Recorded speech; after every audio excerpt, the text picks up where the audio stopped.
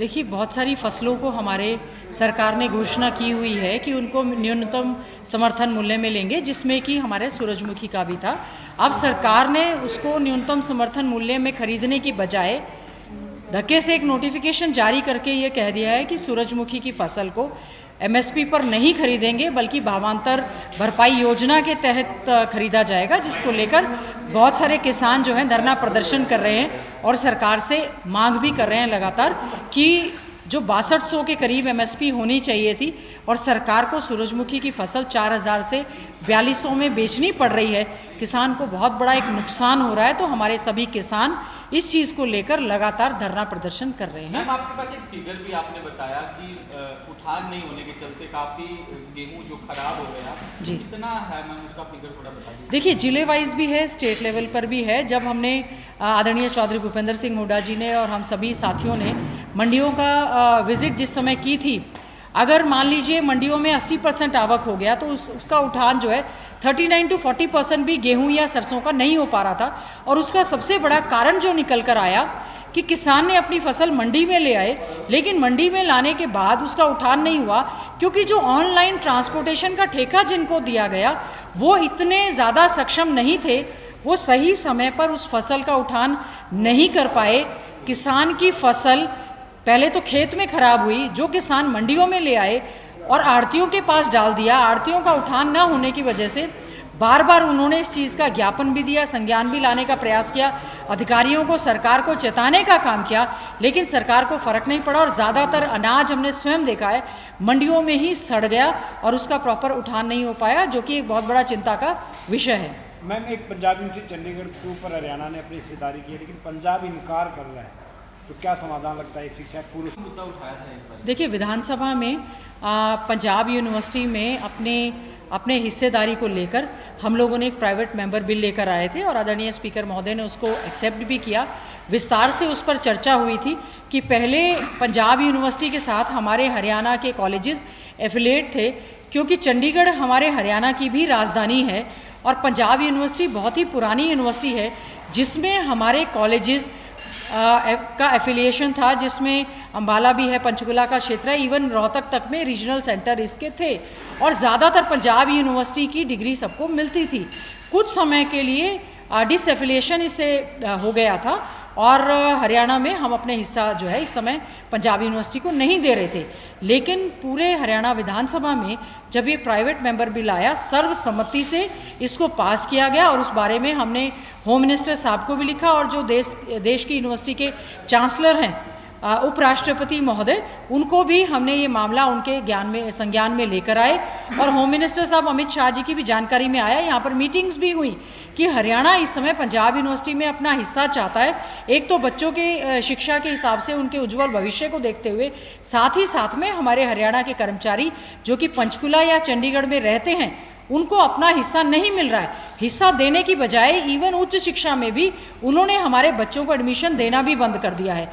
तो अब ये जो है पंजाब गवर्नर जो कि एडमिनिस्ट्रेटर भी हैं, उन्होंने दोनों प्रदेश के मुख्यमंत्रियों के साथ मीटिंग भी की है, जिसमें सभी उच्च अधिकारी भी शामिल हुए, क्योंकि आज के समय में पंजाब यूनिवर्सिटी चंडीगढ़ ही एक ऐसी हमारी पुरानी और प्राचीन यूनिवर्सिटी है जो कि हमारे वर्ल्ड लेवल की 200 रैंकिंग के अंदर कहीं ना कहीं आती थी। आज भी आपने देखा होगा कि जो नेशनल लेवल पे भी रैंकिंग आई है उसमें हमारे हरियाणा के भी कुछ यूनिवर्सिटीज़ नहीं आ पाई, तो पंजाब यूनिवर्सिटी की वर्ल्ड वाइड कुछ ना कुछ रैंकिंग होती थी। आज आर्थिक स्थिति की मार झेल रहा है, प्रोफेसर्स को जो है तनख्वाह नहीं मिल पा रही है, यूनिवर्सिटी मेंटेन नहीं हो पा रही है। ऐसे में हरियाणा का अपना हक का पैसा देकर और उसमें हिस्से की मांग को हम जायज़ समझते हैं। जो पंजाब के चीफ मिनिस्टर आदरणीय भगवत मान जी ने कहा है, दोबारा से इस पर पुनः विचार करें, क्योंकि पंजाब सरकार भी अपने हिस्से का पैसा जो उनको पंजाब यूनिवर्सिटी में देना चाहिए वो पैसा नहीं दे रही है, जिससे कि हमारा इतना अच्छा शिक्षण संस्थान जो कि अगर सेंट्रल यूनिवर्सिटी बन जाएगा तब तो उसमें हरियाणा पंजाब के हिस्से की बात ही नहीं रहेगी, वो तो सेंट्रल ग्रांट पे चलेगा। तो आज हम फिर से मांग करते हैं कि हरियाणा सरकार, आदरणीय प्रदेश के माननीय मुख्यमंत्री मनोहर लाल खट्टर जी इस विषय को गंभीरता से लेते हुए फिर से जो है केंद्र सरकार में इस विषय को मजबूती से उठाएं, हरियाणा अपना हिस्सा दे और कम से कम 550 एकड़ की ज़मीन, 500 एकड़ से ज़्यादा जो है पंजाब यूनिवर्सिटी के पास है, और इस समय पैसे की कमी की वजह से वहाँ पर काफ़ी ज़्यादा दिक्कत आ रही है। हम चाहते हैं हमें हमारा हिस्सा पंजाब यूनिवर्सिटी के अंदर मिलना चाहिए। मैम, जिस तरीके से ये पूरा मामला रहा, ग्रांट का जो विषय है, ग्रांट के विषय को लेकर भगवंत मान ने साफ तौर पर कहा कि हरियाणा, खासतौर पर हरियाणा और हिमाचल प्रदेश ने खुद विड्रॉ किया ग्रांट देने से, जिसके बाद आपके सरकार के दौरान एक टेन्योर रहा, 10 दशक रहा आपका भी, आपने क्यों नहीं पहल की उस समय, और उस समय ग्रांट देने की वकालत जो है वो आपके द्वारा क्यों नहीं की गई? आप भी शिक्षा मंत्री रही। नहीं, उस समय मैं शिक्षा मंत्री नहीं थी। उस समय तो देखिए ऐसा है, किसी पर भी एलिगेशन लगाना बहुत आसान काम है। जो भी कारण उस समय रहे, हमारी सरकार थी, सरकार के समय में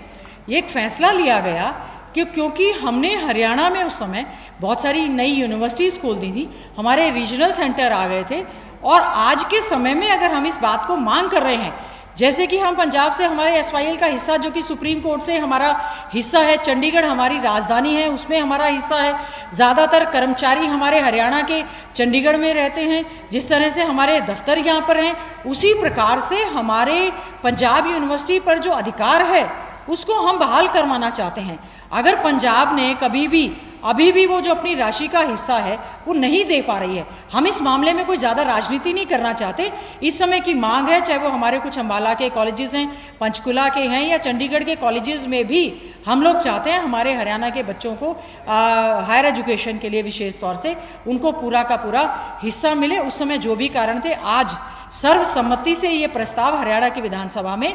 पास हुआ, और हम समझते हैं इस प्रस्ताव के माध्यम से भी, और हरियाणा सरकार भी इसको संज्ञान को पूरी गंभीरता से ले, और हमें हरियाणा के बच्चों के लिए इसमें हक मिलना चाहिए। सवाल है कि हुड्डा साहब ने स्कूलों के लिए कुछ डाटा जारी किया था, हजारों स्कूलों में कुछ कमियां उन्होंने बताई थी, शिक्षा मंत्री ने कहा है कि उन कमियों को अगले 6 महीने में दूर कर लिया जाएगा। आपकी प्रतिक्रिया क्या है? पता नहीं क्या क्या घोषणा 8-8.5 साल की सरकार में घोषणा पत्र के पन्ने पलटे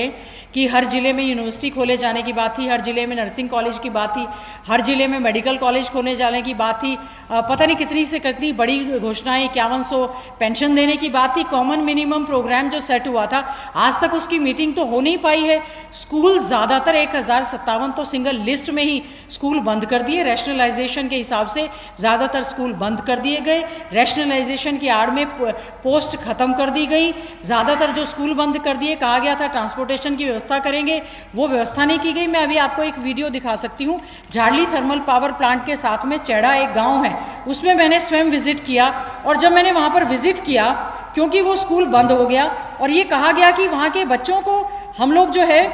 साथ में स्कूल में देंगे, वहाँ पर ये देखिए फ़ोटो, ये दिखाइए आप दुष्यंत चौटाला जी को, शिक्षा मंत्री और प्रधानमंत्री जी देश के, ये देखिए इसमें गोसे, उपले, चारा भरा हुआ है और बच्चे बाहर खड़े हैं। ये तो मैं खुद जब स्वयं गई हूँ मुझे बड़ी हैरानी हुई, उपले के साथ में वहाँ पे ये देखिए। तो क्या आपके संज्ञान में नहीं है कि जो स्कूल बंद हुए हैं उन बिल्डिंग्स का आप क्या करेंगे? हमारे वहाँ पर बच्चों ने ये मांग की कि जो बच्चे देखिए खड़े हैं, उन्होंने हमें कहा है कि मैडम यहाँ पर तो भैंसे गायें बांधी और गोसे पाथ दिए, यहाँ पर हम लोग क्या करेंगे? तो मैं पूछना चाहती हूँ, जिन बच्चों को आपने घर बिठा दिया, वहाँ पर आप उपले पाथ रहे हैं, तो उन बच्चों के भविष्य के साथ क्या होगा? जहाँ पर आपने साइंस और कॉमर्स खत्म कर दी, आसपास में हमारे समय में कॉलेज खुले थे, क्योंकि स्कूलों में बच्चों की संख्या कम हो गई साइंस और कॉमर्स की, तो कॉलेजेस में भी उस टीम को स्टार्ट नहीं किया जा रहा है। सरकार इसको गंभीरता से ले, ये बहुत ही गंभीर विषय है। कम से कम शिक्षा के नाम पर हम राजनीति नहीं करना चाहते, और बीजेपी जेजेपी की सरकार भी इस पर कभी भी राजनीति न करते हुए अच्छे ढंग से रेगुलर भर्ती करने का काम करें। मैम, गठबंधन सरकार के दो बड़े नेता, खासतौर पर अगर हम बीजेपी के प्रभारी विप्लव देव की बात करें और जेजेपी के मुख्यमंत्री दुष्यंत चौटाला की बात करें, वो आमने सामने है, दोनों के बीच में जुबानी जंग जो है वो उचाना विधानसभा क्षेत्र को लेकर लगातार जारी। किस तरीके से देखते हैं, क्या ये गठबंधन जो है वो लास्ट लॉन्ग करेगा जब तक ये सरकार रहेगी, या फिर उससे पहले? देखिए, बीजेपी जेजेपी का गठबंधन पोस्ट इलेक्शन गठबंधन हुआ था राजनीतिक सत्ता के लाभ के लिए, तो अब वो उनको लग रहा है चुनाव का समय आ गया है, एक दूसरे के ऊपर खामियों का ठीकरा फोड़ रहे हैं। ये उनका आंतरिक मामला है, उनको आंतरिक तौर पर सुलटने दें कि किस प्रकार से, क्योंकि जो हमेशा से कांग्रेस पार्टी विपक्ष के तौर पर मजबूती से मुद्दे उठाती रही है, वो आपस में बता देंगे। वो कह रहे हैं उचाना में भी कोई विकास के कार्य नहीं हुए, हम तो कह रहे हैं कि हमारे जहाँ पर हम कांग्रेस के विधायक हैं हमारे साथ इनजस्टिस हुआ है। तो इस तरह की जो स्टेटमेंट आ रही है उनको वो खुद निपट लेंगे।